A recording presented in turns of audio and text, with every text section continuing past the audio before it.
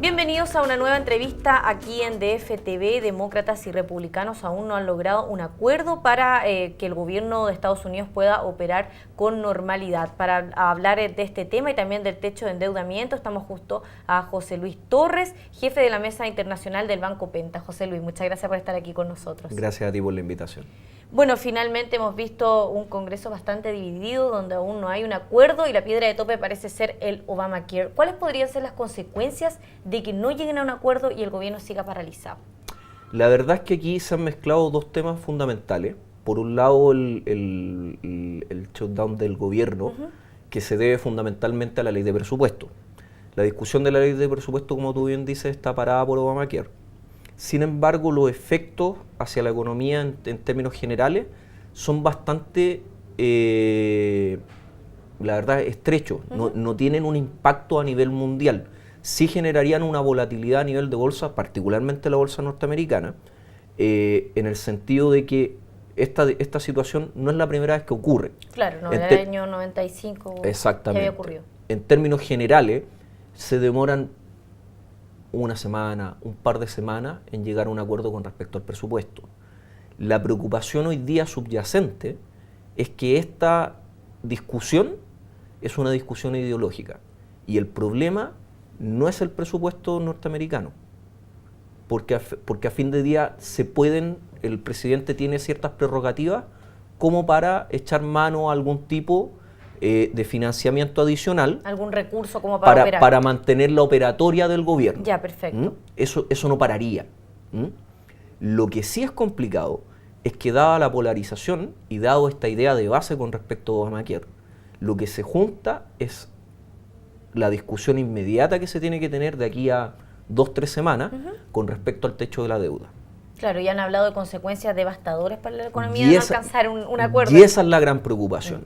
¿Por qué? Porque si en este tema, que es un tema relativamente de consenso en los Estados Unidos, de mantener el gobierno funcionando, no ha podido existir un acuerdo entre demócratas y republicanos, un tema mucho mayor, con implicancias superiores, como es el techo de la deuda, efectivamente se ve un acuerdo muy, muy lejano.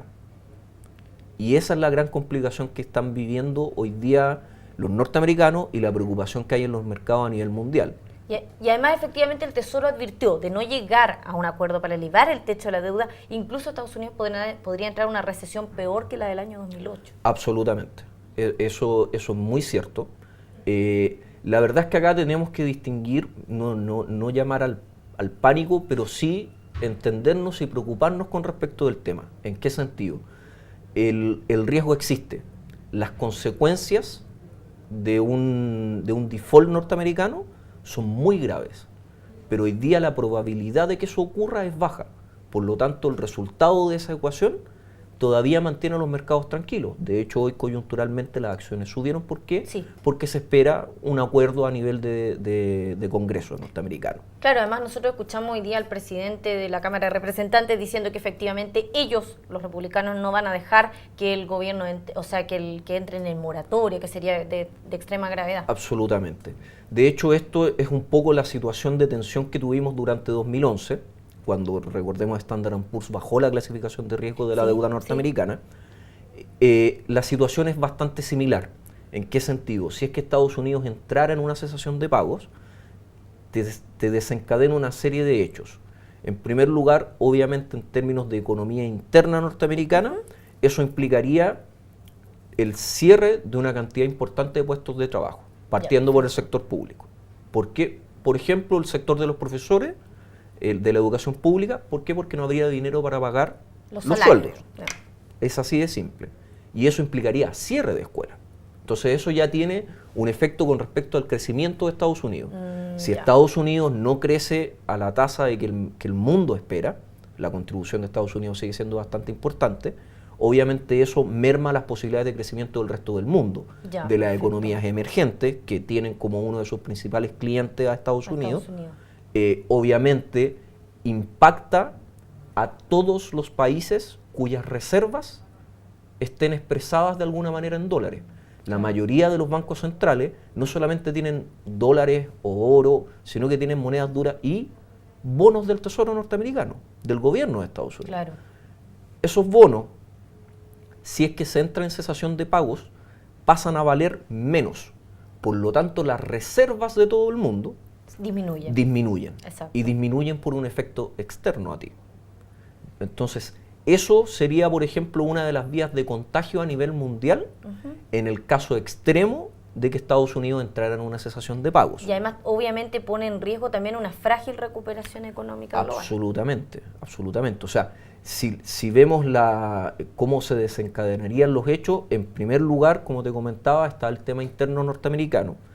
En segundo lugar, tienes el contagio vía bonos.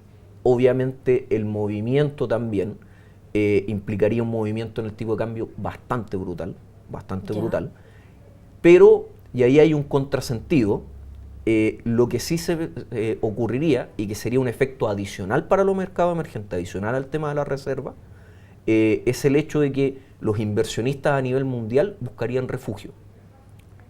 Y en ese sentido, al buscar refugio, la moneda más transada a nivel mundial es el dólar. El dólar, sí. Por lo tanto, habría una desesperación por comprar dólares.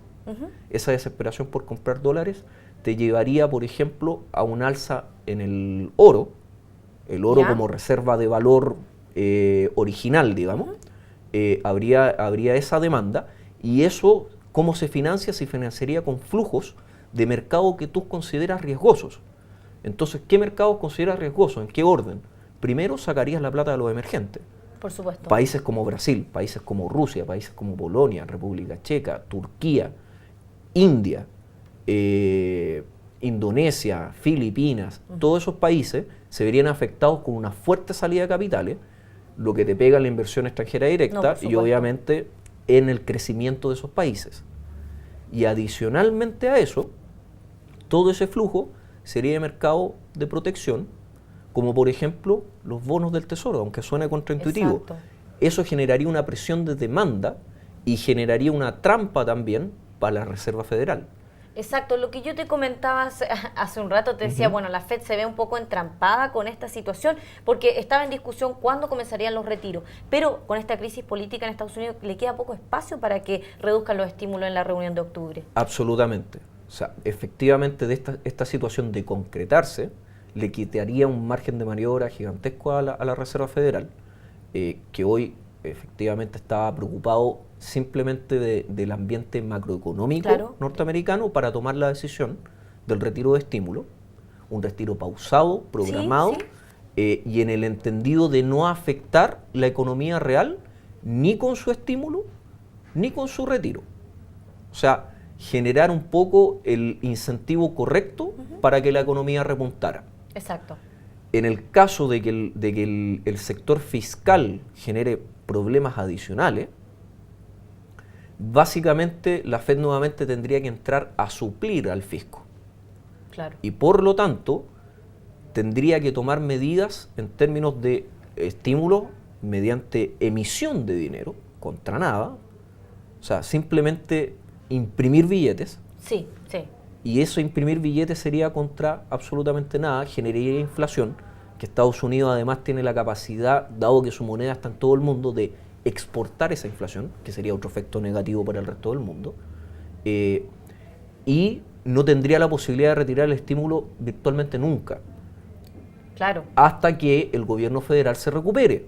El problema es que una vez que el gobierno federal se recupera, el monto emitido por la Reserva Federal sería tan grande que retirarlo sería de cualquier forma traumático. O sea, sería nocivo finalmente. Exactamente. Sería muy traumático en cualquier escenario. De hecho, hoy ya el monto acumulado por la Reserva Federal presentaba dudas de decir, ok, entendemos que la Reserva Federal ha hecho esto para impulsar la economía, pero en el minuto que lo retienen, ¿qué es lo que va a pasar? Esto ya presentaba dudas. Si es que tú por el lado fiscal ya tienes problemas adicionales que la Reserva Federal tiene que salir a cubrir, el monto sería mucho más grande y por lo tanto el retiro sería mucho más traumático y mucho más complicado para la economía norteamericana y, como dices tú, podría generar una recesión mucho más importante que la de 2008. Claro, incluso algunos analistas han dicho que esta paralización del gobierno podría afectar hasta en más de un punto porcentual el PIB correspondiente al cuarto trimestre. Absolutamente. Eso sí. De hecho, el impacto de los recortes en presupuesto, estos recortes automáticos que se dieron porque no hubo acuerdo el año pasado, impactaron aproximadamente entre un 1 y 2% del PIB de Estados Unidos la primera mitad del año. ¿Ya? Estados Unidos en el mismo periodo creció en torno al 2,5%. Eso significa que el sector privado creció bastante, creció aproximadamente un 4%, claro, lo cual es muy bueno, sí. es muy bueno, pero el sector privado también está en un proceso de reconsolidarse. Por lo tanto, un impacto nuevamente en el PIB por el lado fiscal de un 1% sería catastrófico. Exacto. Pero nuevamente, el punto aquí es que esto es, hasta ahora, ciencia ficción, gracias a Dios. Porque las esperanzas están puestas en que efectivamente algún tipo de acuerdo tienen que llegar. Hay fechas límite, las estimaciones de la Comisión de Presupuesto del Congreso y del Secretario del Tesoro indican que esto debiera ser durante la tercera semana de octubre. Hasta mediados de octubre. Hasta mediados de octubre. ¿Por qué? Porque hasta ahí, entre comillas, alcanza el dinero. Alcanza la plata para pagar los compromisos. Exactamente. Sí. José Luis, muchas gracias por haber estado con nosotros aquí analizando las posibles consecuencias de esta paralización del gobierno estadounidense y, por supuesto, si es que no se alcanza un acuerdo para elevar el techo de la deuda en Estados Unidos. Bueno, que estén muy bien. Y a ustedes los esperamos en otra entrevista aquí en DF TV.